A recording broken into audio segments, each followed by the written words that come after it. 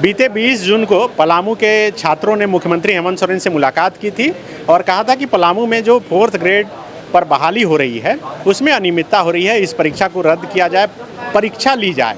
Direct बहाली की जा रही थी और मुख्यमंत्री ने आश्वस्त किया था कि उनके संज्ञान में ये बात है। उसके बाद राधाकृष्ण किशोर जो हेमंत सोरेन की कैबिनेट में मंत्री हैं, उन्होंने मुख्यमंत्री से मुलाकात की और ट्वीट कर जानकारी दी कि मुख्यमंत्री के आदेश पर फिलहाल जो ये प्रक्रिया चल रही थी नियुक्ति की 4th ग्रेड की, उसे रोक दी गई है। ये बात 20 जून की है और आज 11 जुलाई है और आज तक ये प्रक्रिया रुकी नहीं। जो अधिकारी हैं पलामू में वो कह रहे हैं कि अब तक लेटर नहीं आया है, इसलिए प्रक्रिया चल रही है। आज फिर कैबिनेट की बैठक थी, पलामू से ये अभ्यर्थी यहाँ मुख्यमंत्री से मुलाकात करने पहुँचे थे, मिले भी, बात ही हुई।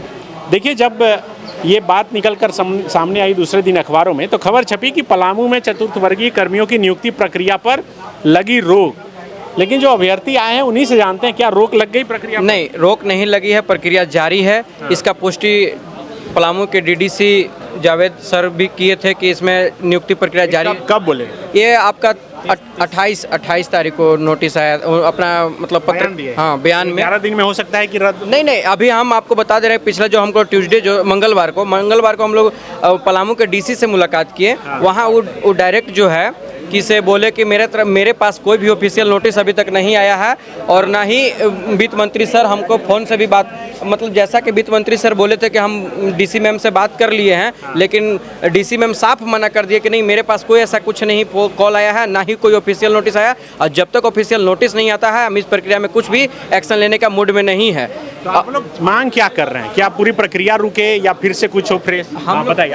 सर, मैं ये जैसे डीसी महोदय बोले कि हमें कोई न कार्मिक विभाग से न कोई सूचना मिली है, न सरकार के द्वारा कोई सूचना आई है, न हेमंत सर के द्वारा कोई सूचना भेजी गई है। वो बोले कि जब ऑफिशियल सूचना आ जाती तो हमने तत्काल प्रभाव से रोक लगा देते हैं।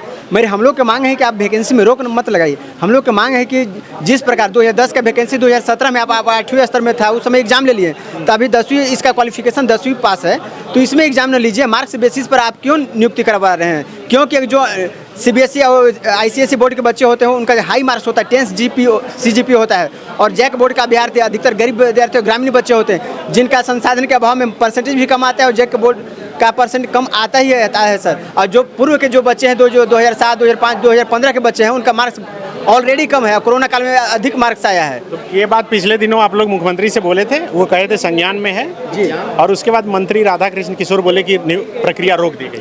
जी, मंत्री जी बोले, क्या बोले? आज सर बोले कि सर हम लोग मुख्यमंत्री जी से बोले कि सर अभी तक प्रक्रिया पर रोक नहीं लगाई गई है, ना एग्जाम का कोई बात आया।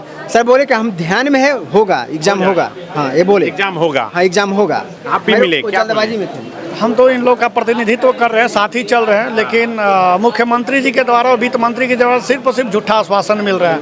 हम लोग दर दर भटक रहे हैं, कोई सकारात्मक पहल नहीं लिया जा रहा है, इसीलिए हम लोग नाराज हैं और दर दर भटक रहे हैं। कम से कम परीक्षा तो हो जाए।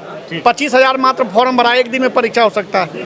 जहां 27 वर्षों के सफर में 17,000 से भी अधिक छात्रों ने डॉक्टर एवं इंजीनियर बनकर भरे सफलता की ऊंची उड़ान, जहां साधारण छात्र भी झारखंड टॉपर्स बनकर बना रहे इतिहास। दूरदर्शी शिक्षाविद श्री विपिन सिंह के मार्गदर्शन में मेडिकल एवं इंजीनियरिंग के लाखों छात्रों के लिए आशा की किरण के रूप में गोल नेशंस लीडिंग इंस्टीट्यूट। सरकारी परीक्षा की तैयारी का सबसे भरोसेमंद नाम NIBM। अच्छा कोचिंग ढूंढ रहे थे तो फिर गूगल में ही बताया कि यहाँ का रेटिंग भी बहुत अच्छा था। पुरुलिया से आए हैं यहाँ पर कोचिंग करने के लिए।